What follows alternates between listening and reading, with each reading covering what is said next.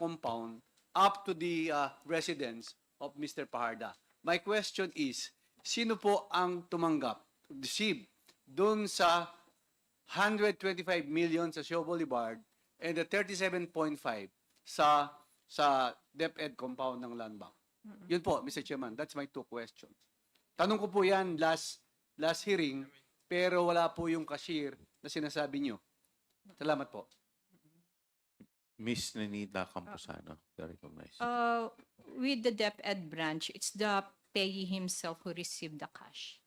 Who's that, ma'am? Edward Paharda. Edward Paharda. Okay. Yung sa 125 million, ma'am. For the 125 million po, Miss Gina Acosta. Pwede po kaming humingi ng kopya, yung receiving copy sa bangko na ang nag-receive katunayan si Gina Acosta at si Mr. Paharda. Yes, Mr. Chair. That's all, Mr. Chairman.